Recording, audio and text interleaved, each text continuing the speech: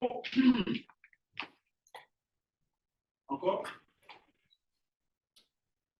Encore. Bien, on s'arrête là. Ici, d'abord, quand vous prenez le processus de la gouvernance de l'Internet, c'est quoi? Qui va me dire en quelques mots résumés, c'est quoi la gouvernance de l'Internet? Oui, c'est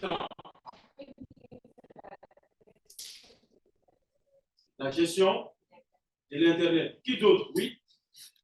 Tout ce qui touche à Internet. Oui. Oui, tout ce qui touche en un mot, mais il faut que ça aille dans le sens de la gestion. Parce que toute la problématique se trouve au niveau de la gestion.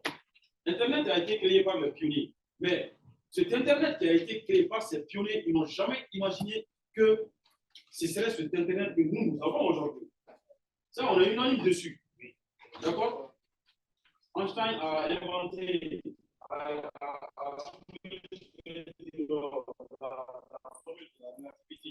mais il n'avait jamais pensé qu'on va utiliser ça pour fabriquer des bombes atomiques. Comprenez? Donc, l'Internet que nous utilisons aujourd'hui a été inventé par ceux-là qui n'ont jamais pensé que leur invention allait être ce que nous avons aujourd'hui. Donc, quand ça a commencé à prendre de l'ampleur, avant que ça ne prenne même de l'ampleur, comment est-ce que l'Internet s'est développé? Parce qu'au début, on vous a dit que c'était entre quelques universités avec des histoires annexes. D'accord? Maintenant, qu'est-ce qui a fait que ça a pu prendre de l'ampleur?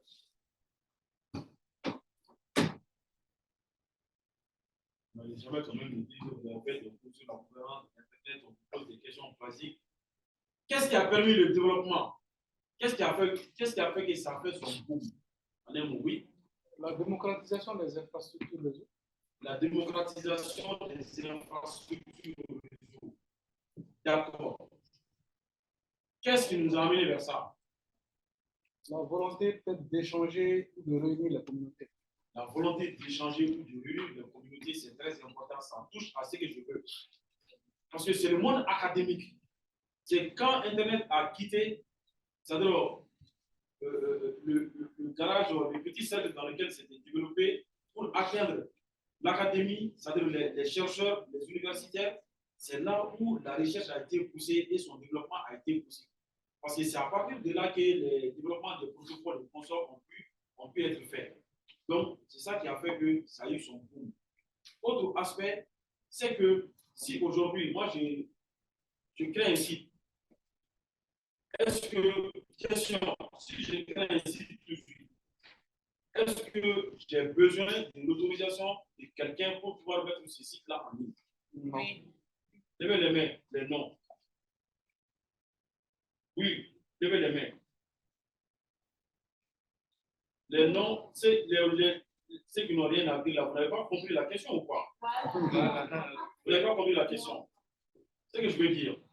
Sur Internet, si on veut faire quelque chose, est-ce qu'on a besoin de l'autorisation de quelqu'un? Genre, je prends un exemple. Moi, je crée un site web que je vais appeler pacari.com. Ce site web, je veux mettre ça en ligne pour que tout le monde puisse l'atteindre. Est-ce que j'ai besoin d'aller prendre une autorisation avec quelqu'un ou d'avoir une autorisation pour pouvoir faire ce travail? Non. Les oui, levez les noms, les mains. La question, elle est comprise? Oui. Ça, c'est le oui. D'accord. Les noms, levez les mains. Ceux qui n'ont rien à dire. Elle va avoir flammé l'homme. Si, elle avait fait comme ça. Vous l'avez vu ou pas? Non. Mais c'était comme ça. Son doigt était comme ça. Tu as vu? Voilà. Je remarque. Vous savez, ça, c'est une position. Quand on vous demande de lever les mains, tous ceux qui font comme ça, c'est une position. Quand c'est bon, on dit qu'ils ont levé la main. Mais quand c'est pas bon, ils disent non, je n'ai pas levé la main. Ah, j'ai gardé la main. Oui. On n'a pas besoin d'autorisation de c'est pour ça que l'Internet a pu se développer. Sinon, si on était rentré dans ces considérations, avoir l'autorisation de X ou de pour faire X ou Y chose, mais on n'allait pas être là. On n'allait pas être là. Vous comprenez? Du même principe découle de ce qu'on appelle la neutralité du réseau. La neutralité du du réseau, c'est quoi? Qui peut m'expliquer? Net neutrality. C'est le fait que aucun acteur peut se permettre de dire que voilà, l'Internet, ça va pas. Donc, c'est neutre, tout le monde peut. Ça rejoint un tout petit peu la neutralité. C'est comme si on ne prend pas on prend pas parti. Oui, on ne prend pas parti. Mais ça n'explique pas trop la neutralité du réseau. Le concept, il y a un grand concept qui s'appelle la neutralité. Vous avez lu dans le programme?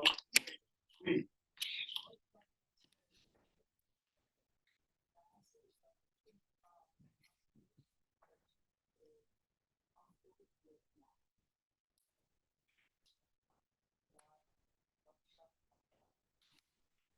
Ça n'explique pas la neutralité.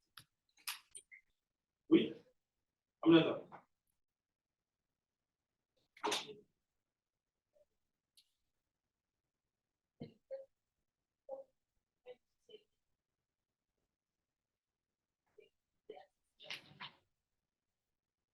La neutralité, non, c'est en quelque sorte l'égalité en quelque sorte. En fait, oui. C'est le fait que tous les contenus sur Internet doivent être traités par les fournisseurs De la même façon. de la même manière. Moi, j'ai créé un site, je suis Bakary. Le président de la République crée un site. Quand on vient sur le ligne, il est plus important que moi. On est d'accord. Mais si on doit envoyer ces deux sites sur Internet, les fournisseurs ne doivent pas privilégier le site du président parce que c'est le président. Vous pouvez donner plus d'accès à ce site-là qu'à mon site. Des accès, c'est-à-dire le privilège qu'on donne à la mise en ligne de ces sites-là vont être faits de la même façon. Les fournisseurs n'ont pas le droit de privilégier l'accès à un contenu par rapport à un autre. C'est ça la neutralité. C'est-à-dire vis-à-vis du réseau, on est neutre. Tout le monde vient de la même façon. D'accord? Voilà. Donc, pour comprendre même le processus de cette histoire de gouvernance, ça a commencé quand? C'était depuis dans les années 2003.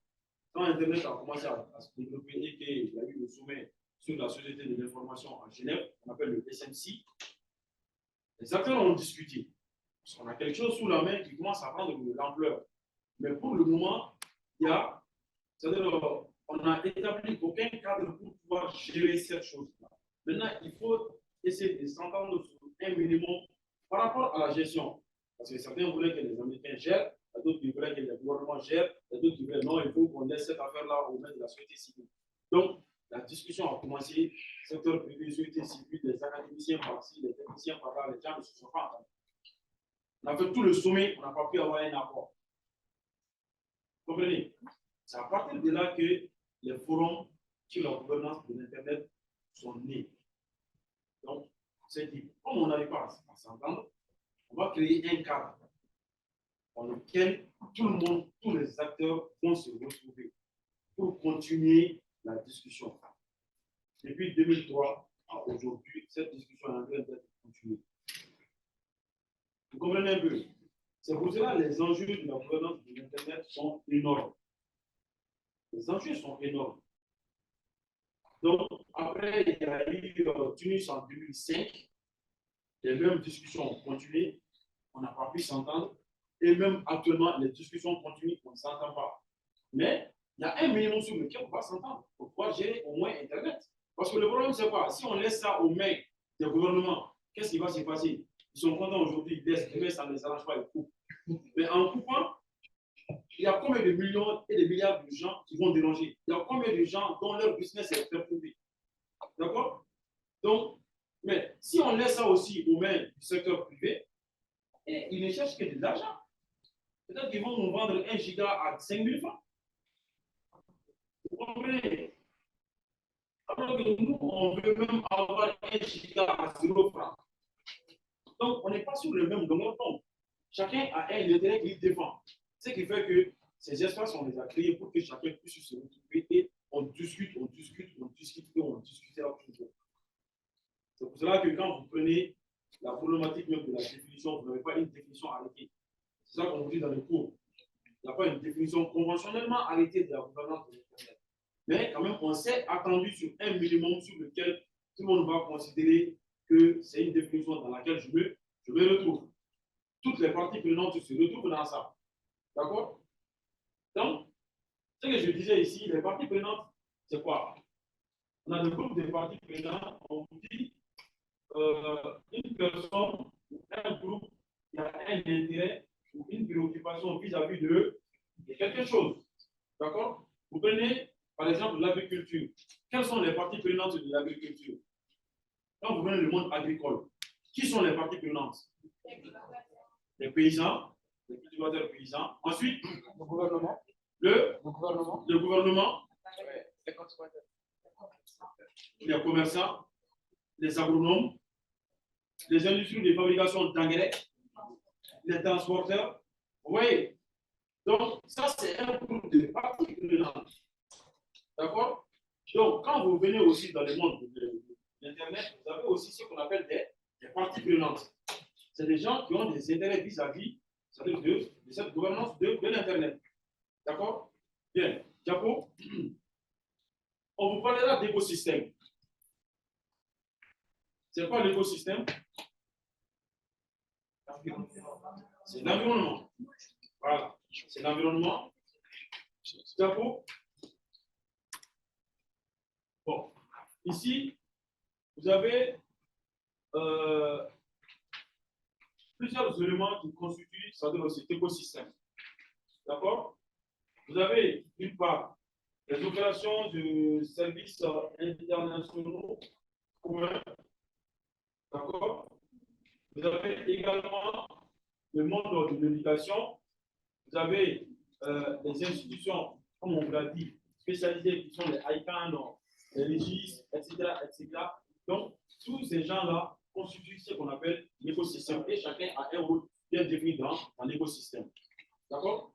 Que ce soit les registres d'un côté, ICANN de l'autre côté, ensuite la gestion des registres, GTLT, de consort, tout ceci se regroupe au niveau d'un groupement bien spécifique qui est l'organisation des gestions des noms de domaines et des adresses. D'accord? Maintenant, Japo, toujours les mêmes contenus. D'accord encore? Là, on parle des serveurs massifs, des points d'échange, des domaines. Japo? Bien. Voilà. Encore? Ça, je vous disais tout de suite, la définition de la gouvernance de l'Internet. D'abord, qu'est-ce qui se passe? La problématique de cette définition vient d'un certain nombre de choses. Quand vous prenez ici, on vous dit c'est comprendre mutuellement. Qu'est-ce que ça veut dire? Moi, je vous parle, vous me comprenez. N'est-ce pas? C'est parce qu'on parle les mêmes langages. Si on ne parle pas les mêmes langages, vous n'allez pas me comprendre. Maintenant, quand je prends le mot gouvernance, en français, ça peut vouloir dire quelque chose. Mais quand vous partez, par exemple, en espagnol, gouvernance va peut-être faire référence à autre chose. Vous prenez le concept du mot en anglais, ça va vouloir introduire d'autres notions. Donc, de langue en langue, on va se retrouver avec des choses qui vont faire que souvent, ça va être très difficile de pouvoir se mettre d'accord sur une définition concise. Si chez moi, la gouvernance, ça veut dire la gestion, chez lui, tu vas trouver que la gouvernance, ça veut dire, par exemple, la gestion des ressources de l'État. C'est juste un exemple. Hein. Maintenant, chez moi, c'est la gestion de façon globale. Chez lui, c'est la gestion des ressources de l'État. On ne va pas s'entendre. Si on doit réellement se mettre d'accord, ça va être très difficile. Parce que chez moi, c'est la gestion, c'est beaucoup plus large. Chez lui, c'est la gestion des ressources de l'État. C'est un peu restrictif. Donc, à ce niveau, on ne va pas se comprendre.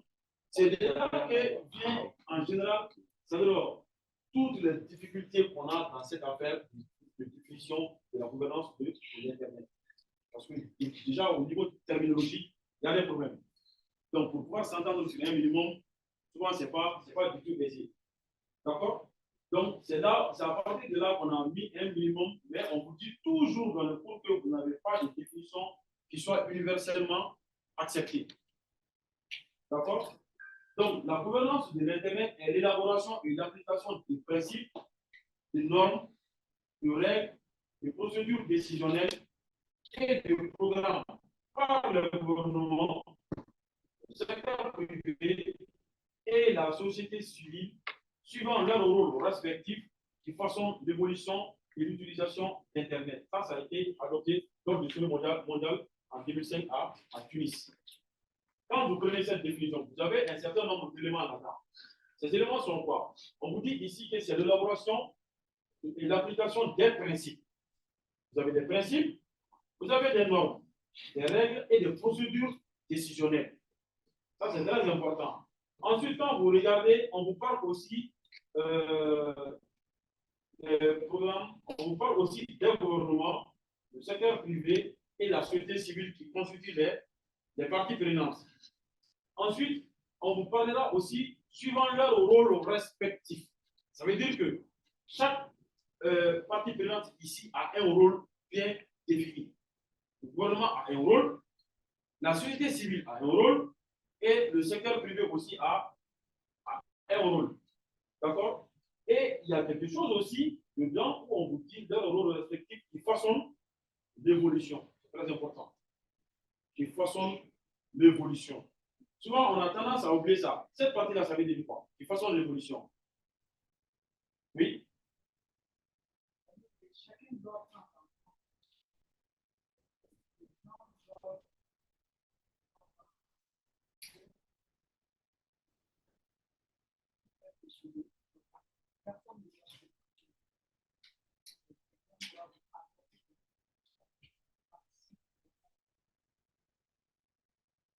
En fait, c'est la partie évolution là même. Tu veux comprendre qu'est-ce que ça veut dire? C'est l'amélioration. C'est l'amélioration. L'Internet de demain. Je vous ai dit au début, l'Internet qu'on a tout de suite n'est pas l'Internet qui était là hier. Ceux qui ont télé n'ont jamais pensé que ce serait comme ça. Demain, comment ça va être? Voilà. Demain, comment ça va être? Vous ne savez pas. Voilà. C'est ça la question. Il y a à peu près quelques années, on a fait le dialogue sur nous-mêmes, on a organisé en Haïti. C'était pour voir dans les 10 années à venir comment l'Internet va être. Donc, l'évolution ici, il s'agit du futur. L'Internet de demain, comment ça va être? Mais n'oubliez pas que c'est vous qui façonnez l'Internet de demain aujourd'hui. C'est-à-dire que demain, c'est construit aujourd'hui. D'accord? Si aujourd'hui, on se met ensemble, on va dire par exemple que bon, on veut que l'Internet de demain, à partir de 18h, là, qu'il se soit coupé jusqu'à 6h du matin. C'est une évolution. Mais est-ce que ça nous arrange? C'est ça la question. Donc, c'est pour cela que chacun doit se retrouver dans cette affaire pour que ça ne se façonne pas sans toi. Pour que tu puisses avoir ton mot à dire. D'accord? Donc, et chacun aussi a un rôle. D'accord? Donc, quand vous prenez par exemple cette définition qu'on vient de vous donner, avant qu'on prenne cette définition, ici, chaque fois qu'on parlait de l'Internet, c'est-à-dire de la gouvernance de l'Internet, il y avait une vision restrictive. Parce que les gens liaient la gouvernance de l'Internet à l'infrastructure technique et à la gestion courante. Est-ce que si on prend juste cette définition restrictive, est-ce qu'on va parler de politique? Est-ce qu'on va parler de droit? D'accord? Est-ce qu'on va parler de droit? Non, ce n'est pas pris en compte ici. Alors que dans certains pays aujourd'hui, l'accès à l'Internet fait partie des droits humanitaires. Ils ont même mis dans leur constitution. Dans notre constitution, on dit que l'école est gratuite pour tout le monde. C'est ça, non? Et dans leur constitution, ils mettent que tout le monde a droit à accéder à Internet. C'est un droit constitutionnel dans certains pays. D'accord? Donc maintenant, après, il y a eu la définition, c'est-à-dire la vision étendue, qui désigne l'impact de l'Internet sur la société.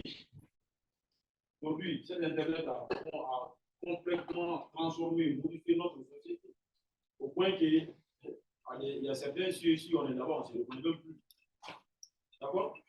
Les mœurs ont été dépravées, les interdits ont été surmontés, est interdit, aujourd'hui, ils sont permis, parce que c'est Internet. Mais tout ça, là, ça découle de quoi? Ça découle du visage que nous-mêmes nous faisons de l'Internet. C'est pour cela, moi, j'ai l'habitude de dire aux gens que l'Internet, c'est un couteau à double tranchant. Tu coupes avec pour tes besoins, mais si tu ne fais pas attention, tu vas te couper toi-même. D'accord? Donc, ça prend également en compte tout ce qui est contrôle des données, cybercriminalité et propriété intellectuelle. Ça, c'est la vision étendue. Sinon, au début, les gens ne voyaient, en général, même les gens ne voyaient que la gestion de l'infrastructure technique. Les câbles sous-marins par-ci, le serveur lancé de là, les registres de nom de domaine par-ci, et ainsi de suite. Donc, quand on parlait de la gouvernance de l'Internet, on faisait allusion uniquement à ça, sans prendre en compte les autres aspects. D'accord? Maintenant, vous avez des parties prenantes, comme on a vu, et des parties prenantes qui ont été dégagées et avec lesquelles on travaille toujours pour le moment qui n'a pas changé, mais le débat reste aussi posé. Ça, c'est les trois parties prenantes que vous connaissez. C'est lesquelles? Le gouvernement, la société civile et le secteur privé. Maintenant, j'ai dit le débat reste posé parce que souvent, l'académie a tendance à sortir de ce mot. Parce qu'il y a une communauté technique qu'il ne faut pas oublier. Et c'est cette communauté technique qui a permis également le développement de l'Internet. Parce que c'est à ce niveau-là que les chercheurs se retrouvent, ce sont eux qui développent des normes.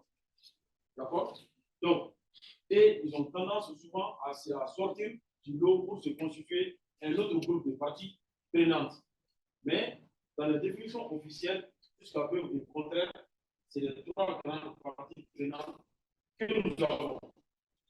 Sans oublier, bien sûr, c'est la communauté technique ni le monde académique. D'accord? Donc, dans le secteur privé, vous avez des entreprises du monde humain, des entreprises d'Internet, c'est quoi là-bas? Fournisseurs de services, ok, et de télécommunications. Bon, il n'y a pas que ça, c'est juste quelques exemples. Mais vous pouvez me citer quand même une dizaine de structures qui se trouvent, qui peuvent se retrouver, par exemple, dans le secteur privé, ici au Mali. Vous comprenez la notion? Qui peut me citer trois? Trois acteurs qui se retrouvent dans le secteur privé. Ici, au niveau national, oui.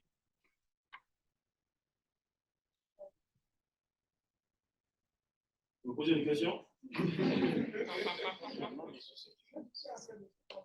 Ah, ok. Ok. Alors, on peut parler de Orange, Malitel, Télécel. Ah non, pas d'autre.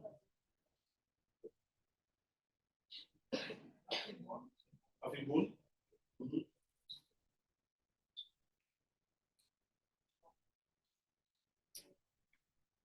Qui d'autre?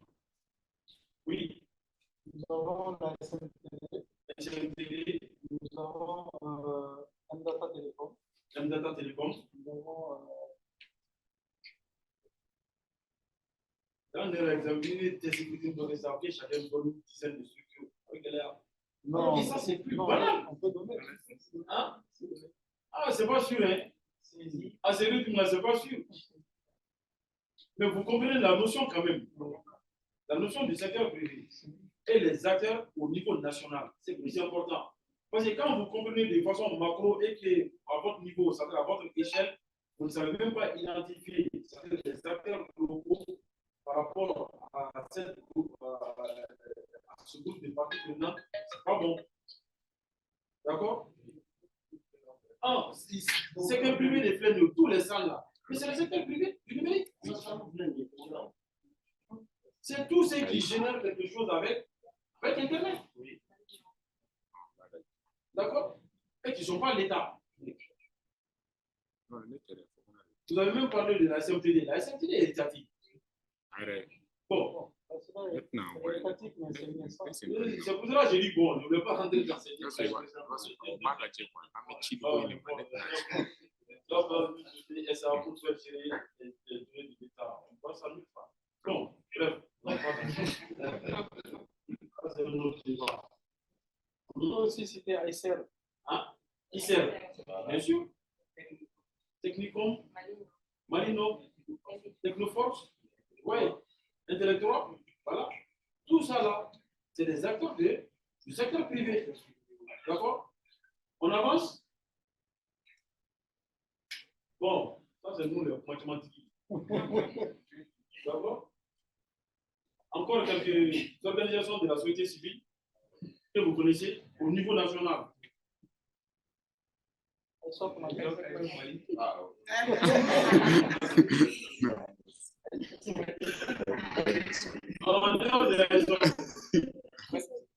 Mali? Mali?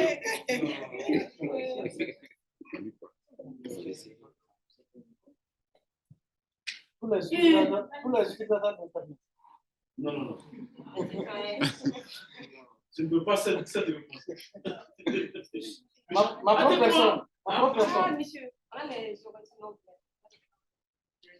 Est-ce que ces organisations non gouvernementales font partie du secteur de la société civile? C'est nous c'est qui? Moi-même. Les consommateurs. Les consommateurs, ma propre personne. Tout le monde est consommateur, même le secteur privé qu'on vient de voir, ils sont consommateurs. Il faut situer les choses dans leur contexte. Sinon, quand vous parlez des consommateurs, d'utilisateurs, on est tous consommateurs. Le cultivateur qui a son smartphone. Il est consommateur. Il est même aussi la société civile. Maintenant, on vous parle des acteurs de la société civile. Il y a des acteurs qui composent la société civile. C'est vrai que vous pouvez citer quelques acteurs. Vous avez parlé de l'ISOC, on est d'accord, pas d'autres. Quelles sont les organisations que vous connaissez? Quand on vous parle, ça veut dire il s'agit des organisations qui se retrouvent dedans. C'est pour cela qu'on vous parle de groupes de parties prenantes. D'accord? Maintenant, ici, on peut mettre ISOC. En dehors de l'ISOC, on peut mettre qui d'autre dans la société civile au Mali, au niveau national? Vous avez l'association de consommateurs qui ont même frappé, qui a même frappé les opérateurs à plus de 172 milliards. Vous ne connaissez pas ça? Mais vous ne savez pas qu'ils font partie de la société civile? Ils sont en train de parler en votre nom. Les 172 milliards là, on a le président de la République mondiale. Hein? Et pourtant, c'est de l'argent qu'on réclame en votre nom. Mais ils n'ont aucune légitimité, non? Hein? Ces associations de consommateurs n'ont aucune légitimité. Si vous-même, vous ne connaissez pas vos droits, mais même en Jamou, ils peuvent avoir une légitimité. Ils peuvent avoir une légitimité. Mais comprenez qu'ils sont en train de parler en votre nom parce que vous faites partie de ceux-là dont ils se réclament. Et vous pouvez vous consulter. Partie civile pour dire que vous n'êtes pas d'accord. C'est votre droit. C'est pour ça que je veux que vous compreniez les notions secteur privé, c'est qui et qui. Société civile, c'est qui et qui. Vous avez des organisations. Si vous voyez qu'ils se permettent aujourd'hui d'attaquer les opérateurs, c'est parce qu'ils se réclament des consommateurs. Ils ont un récépissé, ils sont organisés. Mais nous aussi, nous nous réclamons, nous pouvons nous réclamer des consommateurs. Mais en dehors de nous, il y a 1 million d'autres organisations. Vous avez ICIT, dont le président est allé. D'accord? C'est une organisation de la société civile. Et puis, c'est là que tout de suite, s'il peut mobiliser 1 million de personnes dans la rue, il va mobiliser. Et on va dire aux gens là qu'on n'est pas d'accord. Ou on va dire à Orange de quitter chez nous. C'est ça qu'on a fait à Barkhane. Barkhane et municipal. C'est la société civile qui s'est levée pour dire que nous, on n'est pas d'accord, partez. Donc, il faut que vous reconnaissez vous-même dans quelle partie de la chose vous vous retrouvez et quels sont vos droits et devoirs. D'accord? Donc, il y a ici, il y a ISOC, il y a toutes les ONG que vous voyez, on peut les classer ici. Les associations, la même chose. Les fêteurs d'associations, la même chose. Vous avez plein d'associations ici. TIC et femmes. Peut-être que vous, les femmes, après, vous pouvez aller les voir. Women Tech. Voilà. Il y a beaucoup d'organisations. Donc, ça, ce sont des organisations de la société civile. Mais il faut que vous-même, vous sachiez votre rôle. Vous êtes consommateur. Par rapport à ISOC, nous, en réalité, ici, On s'arrange du côté de la société civile. Mais quand vous prenez Internet Society de façon globale, ça relève de la communauté technique. Oui. Parce qu'il y a beaucoup qui font cette confusion. On m'a même posé 1 million de questions par rapport à ça. ISOC, à la base, est une communauté technique. D'accord? Mais, ce n'est pas parce que vous avez d'abord ISOC global, mais qui est représenté au niveau de chaque pays sous forme de chapitres. Et les chapitres aussi sont bâtis par rapport aux lois du pays. Nous sommes une association de droit malien. On n'est pas une association de droit américain. D'accord? Mais ISOC, à la base, est une organisation de droit américain. Mais nous, c'est-à-dire, à la base, nous constituons d'abord une organisation malienne, et cette organisation, elle est fondée sur le droit malien. Donc, c'est pas ce fait-là qu'on se retrouve du côté de la société civile. Mais nous intégrons ISOC en tant que chapitre. Sinon, quand vous prenez ISOC de façon globale, c'est une communauté précise. Le reste, ça peut découler d'autres choses. D'accord? D'abord,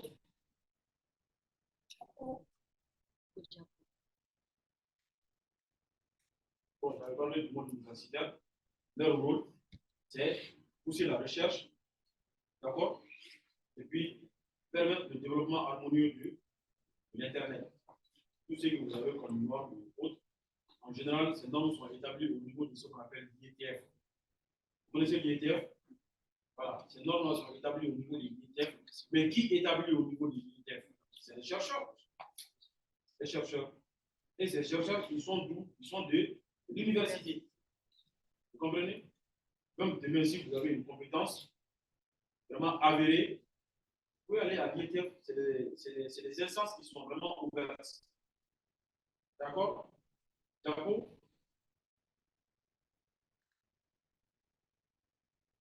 Bon, je vais parler aussi, je vais parler de la communauté technique. Ça, ce sont des organisations qui peuvent se retrouver dans la communauté technique, mais au niveau international. D'accord? Et nous, bon, cette année, au niveau de ISOC Mali, on a essayé de mettre une petite communauté technique à notre petit niveau. C'est pour un peu pousser la réflexion, essayer de voir ce qu'on peut faire. Parce que si réellement les gens ont des idées, on peut les aider.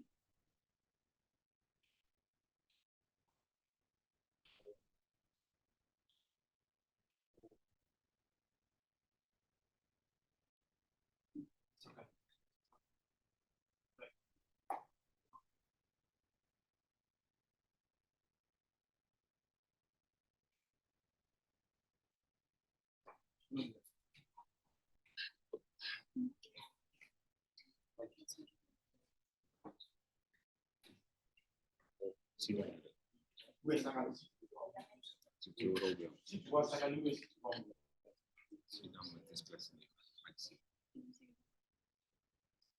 bien. Ici, vous avez plusieurs organisations. Vous avez les IPC, l'IETF, l'IAB. L'IETF et l'IAB, c'est deux organisations qui travaillent sur la protocole de l'ISOC. D'accord? Vous avez aussi ITAN. Vous avez AIN, AFNIC, Internet Society. Voilà. Vous voyez que l'ISOC se retrouve ici. Parce que c'est une communauté technique. D'accord? Vous avez l'I3E. Vous connaissez l'I3E, ceux qui sont dans tout ce qui fait l'électricité et autres. Vous connaissez l'I3E. D'accord? Bon, il y en a beaucoup. Vous connaissez Afrique? Oui. Hein? Oui. C'est des registres africains. Voilà. Donc, vous avez APNIC, vous avez aussi l'APNIC, vous avez le RIC-NCC, vous avez les NRO, vous avez les 3 WC également, le World Wide Consortium. OK? Donc, tout ça, là, ce sont des organisations qui travaillent vraiment pour que l'Internet puisse être amélioré tous les jours. D'accord? Diabo.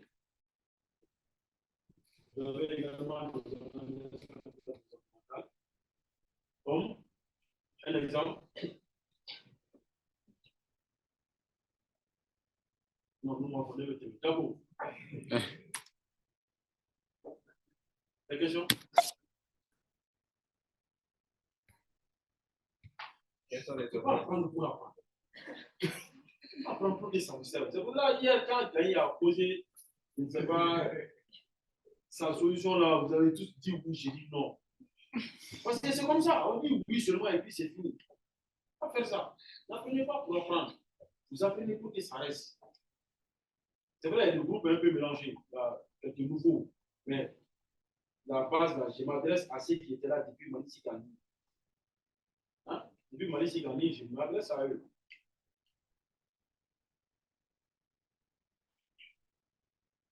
Question.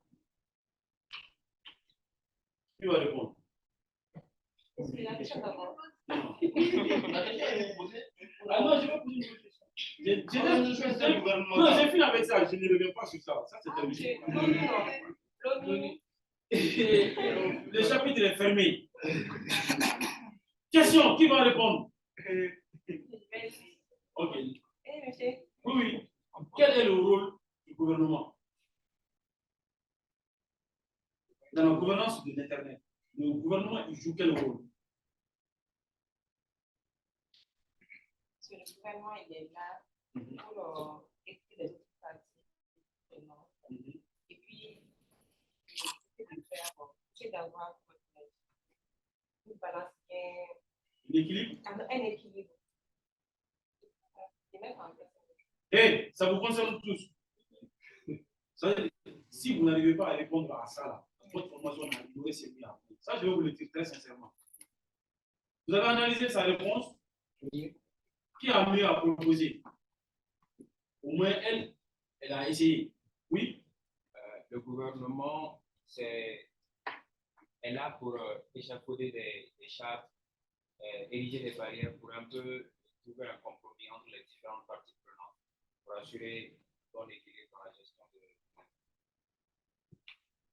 Qui d'autre? Oui?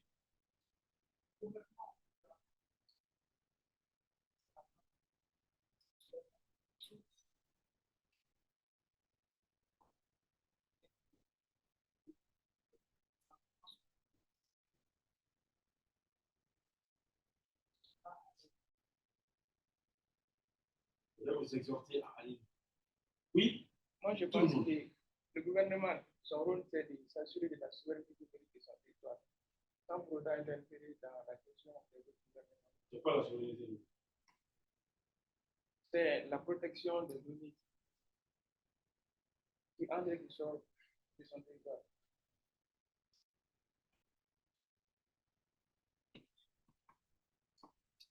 Comment pas d'accord? Oui?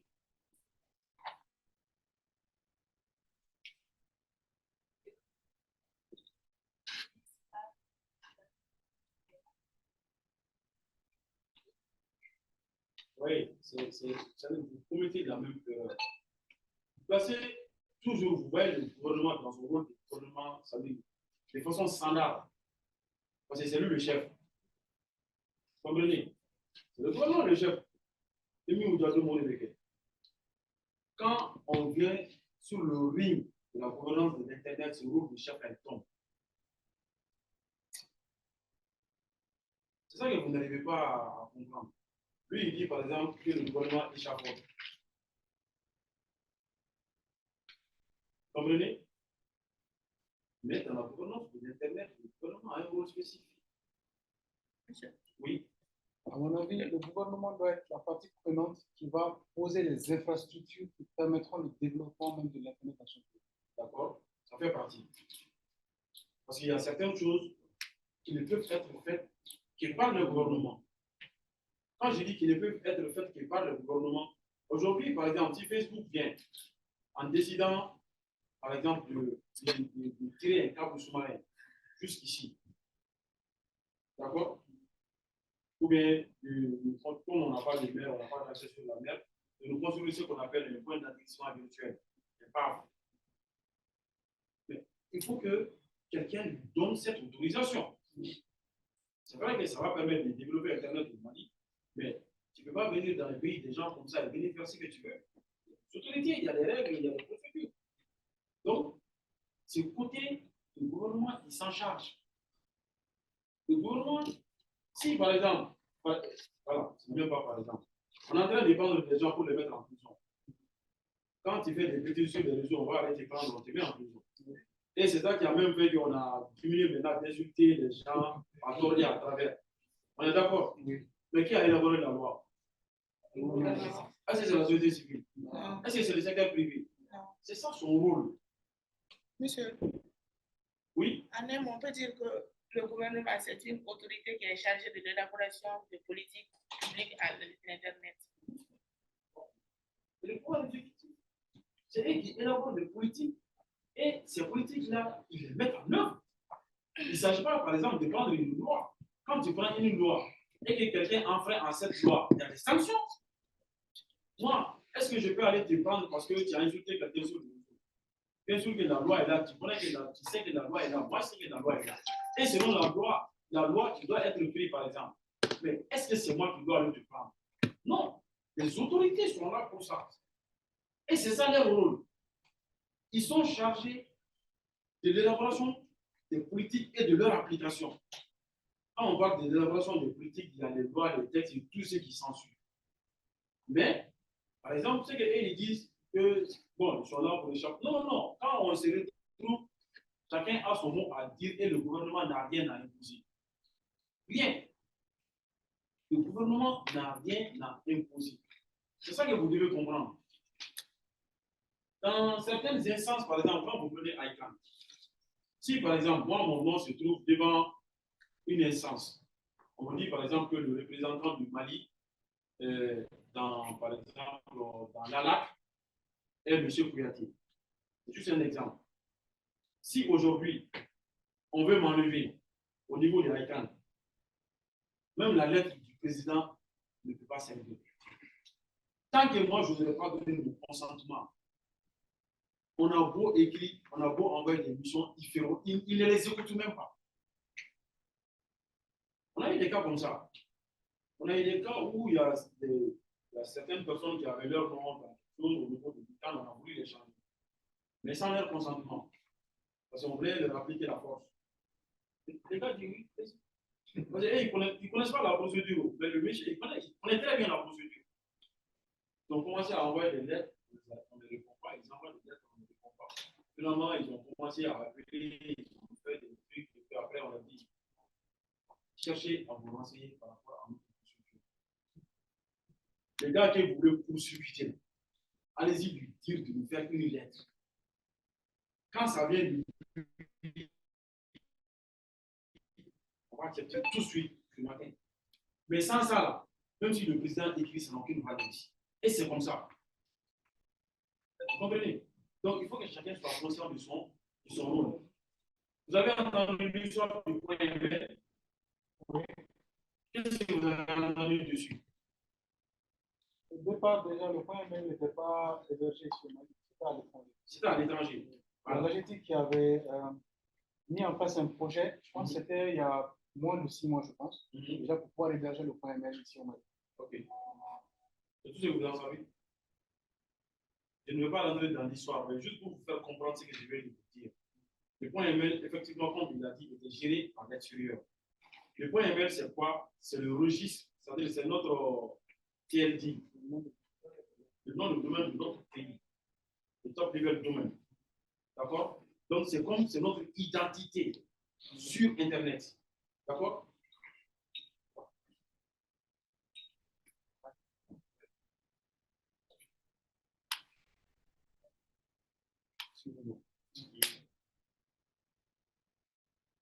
Le point ML, c'est notre identité sur Internet. Chaque pays a son identité. Maintenant, est-ce que vous acceptez que votre identité soit gérée par quelqu'un d'autre? Alors, vous l'avez. Hein?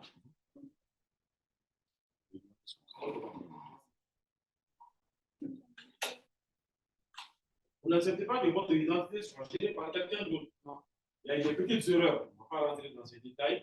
Mais le point ML s'est retrouvé être géré par l'extérieur. D'accord? Maintenant, quand les gens en ont pris conscience, il y a plus de voix qui se sont levées pour dire non, rapatrier le point ML au Mali, nous ne pouvons pas gérer ici. D'accord? quand ce processus de rapatriement a commencé, le contrat il était signé, je crois, pour 10 ans. D'accord? Quand on a commencé, au début, bon, ceux qui étaient aux affaires ne comprenaient pas la chose. Et ils pensent que c'est une question de gouvernement. Si le gouvernement qui vient, c'est que je demande, on fait ça. On commence à écrire des billets, à faire des trucs. La société ne répond même pas. La société sait comment l'affaire ça marche. Tu vois, ils ont fait venir des experts. Moi, j'étais dans un des gens qui ont été interviewés. Parce qu'ils ont pris les parties prenantes pour essayer de savoir un peu qu'est-ce qui se passe. D'accord? Donc, ils ont pris des experts de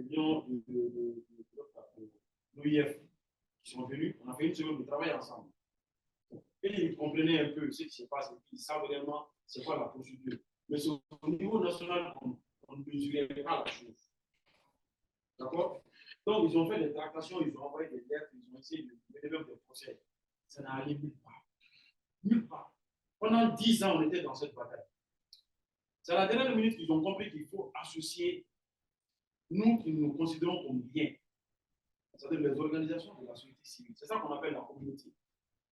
Si on prend toutes les associations qui constituent la société, c'est-à-dire le groupe de parties prenantes, société civile qu'on veut parler, on a tous fait des lettres. Moi, j'ai fait une lettre, lui, il a fait une lettre. Il y a d'autres associations qu'on a prises. Chacun a fait une lettre pour demander à l'ICANN de nous aider par rapport au rapatriement du point émettre. Ces différentes lettres des associations réunies là avaient un poids que même la lettre du président ne pouvait pas, c'est-à-dire avoir un dixième. On a envoyé ces lettres. À partir de là, il y a des petites choses qui ont commencé à se décanter. Et puis, tout récemment, l'Argentine a eu des efforts. Finalement, le point émettre a été rapatrié. Donc, la communauté est très, très, très importante dans cette instance. Et la communauté, c'est vous. C'est des organisations de la société civile. D'accord? Donc, le gouvernement, son rôle, c'est vraiment l'élaboration de politiques, de lois et puis tout ce qui s'ensuit. D'accord? Maintenant, vous avez le secteur privé. Et là, le rôle, c'est quoi? C'est de l'argent. C'est de l'argent. Comprenez? Chacun a un rôle et chacun est important dans la balance. Il y a des niveaux où moi je suis important. Si le secteur privé ou bien le gouvernement essaie d'interférer, ça ne marchera jamais. Ça ne marchera jamais. On ne vous écoutera même pas. D'accord? Bien. Une question?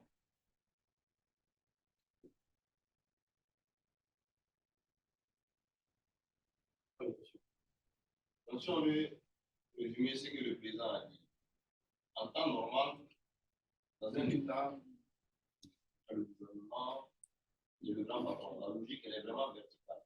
Le premier ministre, c'est-à-dire, c'est le numéro 1 du gouvernement. Monsieur du numéro 1, il y a le grand numéro 1, le président de la République. N'est-ce pas?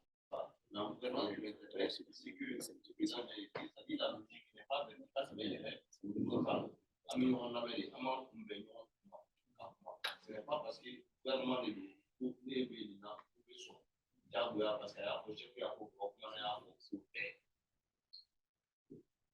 non, mais c'est clair. Chacun fait pour sa paroisse. Donc, avancez. Oui, j'ai une question. Là, je pense que le thème que nous avons eu à traiter durant tout ce temps-là, c'était par rapport déjà au coupure de l'Internet, par rapport au gouvernement déjà du monde. Maintenant, moi, la question déjà, c'est par rapport à l'action que ISOC Mali a déjà menée, c'est-à-dire pour vraiment trouver une solution ou même pallier ou même arrêter définitivement ces coupures-là du gouvernement malien. Parce que c'est vrai que le gouvernement peut avancer, c'est-à-dire les causes qui le poussent à pouvoir faire ces actions-là, mais ces causes aussi nuisent à énormément de personnes. Et ISOC aussi étant la communauté de la société civile ici au Mali. Maintenant, qu'est-ce que ISOC a déjà fait comme action réelle, concrète, déjà pour régler ce problème? Bon, très bonne question. Et concrètement, ce que nous avons fait, sinon pour ne pas dire que nous continuons de faire. Dans un premier temps, lors des élections de pouvoir, je pense que c'est Tu vas voir. Je crois que c'était en 2018. C'était en 2018. Voilà, ils ont coupé la connexion. Quand ils ont coupé la connexion, nous, on a essayé de checker. Chercher des applications de gauche à droite, on est parti voir des graphes pour s'assurer réellement qu'il y a coupure. Parce que souvent, c'est très facile de dire qu'il y a coupure, mais les gens ne vérifient pas. Il faut vérifier. Quand on a été sûr qu'il y a une coupure, on a fait des lettres. On a fait une lettre pour demander au gouvernement de rétablir cette connexion parce que la coupure qu'il vient de faire n'est pas normale. Quand on a fait la lettre, on a envoyé à l'ISOC international pour qu'il puisse regarder le contenu. On a validé le contenu ensemble. Après, moi, j'ai ajouté le président, c'est-à-dire j'ai ajouté plutôt l'association, la coordination des associations du bloc ici. Parce que toutes les associations qui œuvrent dans le domaine du numérique sont regroupées au sein d'une fêtière. Cette fêtière, nous-mêmes, on était là-dedans, mais après, nous avons démissionné. D'accord? Donc, on a ajouté cette fêtière. On a fait la lettre et on a envoyé à qui de droit? On a envoyé au ministre, on a envoyé à la HAC, on a envoyé à l'MRTP. Je crois qu'on a envoyé au droit de l'homme également. Comme il y a un certain nombre de structures dans lesquelles on a envoyé cette lettre. Mais je vous dis, je ne vais pas rentrer dans les détails après cette lettre, moi j'ai eu chaud. Comprenez? J'ai eu chaud, mais quand même on s'est exprimé. Pour dire que ce n'est pas normal. D'accord? Maintenant, ce qu'il faut ajouter à ça, c'est le travail de sensibilisation que nous faisons pour que les gens puissent se réunir, pour que les gens puissent comprendre que cette affaire-là, c'est comme ça que ça marche. Tant que les gens ne sont pas informés, les gens ne sont pas sensibilisés, on ne peut rien faire. Si vous voyez qu'on n'est pas puissant, on est minoritaire comme ça, c'est parce que les gens n'ont pas compris. Au Sénégal, par exemple, l'État sénégalais ne prend aucune décision qui peut toucher réellement la vie de l'Internet sans consulter le chapitre du Sénégal. Aujourd'hui, non. On veut prendre une décision qui affecte la vie de l'Internet, on demande le chapitre du Sénégal. Quel est votre avis? Mais ici, qui nous considère? Personne. On est 10 fois plus reconnu et connu de l'extérieur que de l'intérieur. À l'extérieur, on nous respecte. C'est le Sénégal qui fonctionne comme ça. Nous, on les a battus l'année dernière. Cette année, on les a battus. On a battu toute l'Afrique 2 fois.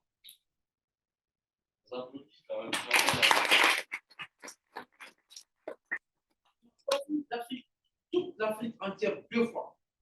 Cette année, c'est le Nigeria qui est le deuxième, avec 26 activités. Nous, on est premier avec, je crois, 30 ou 38 activités. Validé. Nous, on avait fait plus de 30 activités. Mais chaque année, il y a une commission qui est là, qui regarde. Qu'est-ce que le chapitre du Mali a fait? Quels sont les impacts? On évalue. Quel est leur système de gouvernance? Est-ce que le président qui est là, il s'est imposé? Est-ce qu'on a imposé? Ainsi de suite. On regarde tout ça. Et puis après, on vous note. Oui. Mais il y a un temps, en Internet, il y a avancé, il y a un temps, il me lui, je n'aime pas sa tête. Il fait un moment, on a essayé de l'arrêter parce qu'il a dit certaines choses. Vous comprenez? Je n'aime pas la tête de X, je n'aime pas la tête de Y. Voici tout notre problème ici en haut de point A. Et tant qu'on est dans ça, on ne va jamais évoluer. Jamais. Vas-y. Le choix même de la pratique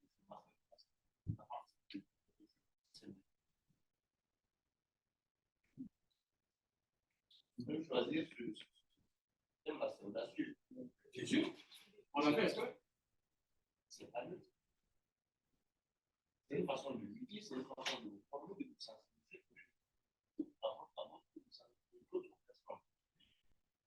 Et si demain, vous voulez participer au débat, vous allez vous appuyer sur comme vous allez participer à ce. Voilà. C'est ça. Donc, il faut que vous preniez conscience et que vous rejoignez la communauté. Rejoindre la communauté, ce n'est pas difficile. Il y a eu des dénonciations aussi. Bien sûr. À chaque fois que quelqu'un on dénonce. il y a aussi c'est des actions. des actions. Mais comme il a dit souvent, on paye cher. Si. Nous qui sommes à la tête, on le paye cher. Par exemple, même récemment, la coupure au Sénégal, là, nous, on a participé en tant qu'Aïsok Mali. On a fait des tweets, on a fait des posts Facebook pour dire qu'on n'est pas d'accord, pour informer que la connexion est coupée.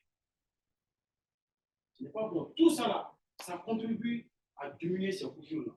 Si par exemple, chacun d'entre vous a un compte Twitter, chacun d'entre vous a un compte Facebook, quand il y a coupure, tout le monde balance à coupure, il y a ceci, il y a cela. Ou bien même si c'est passé, du moment où c'est rétabli là. Ou bien, parce que souvent on parle de coupure, mais souvent on parle de restriction. Quand c'est des restrictions, on met des VPN, on passe. D'accord? Donc quand c'est des trucs comme ça nous fait du bruit partout. Ça a un impact.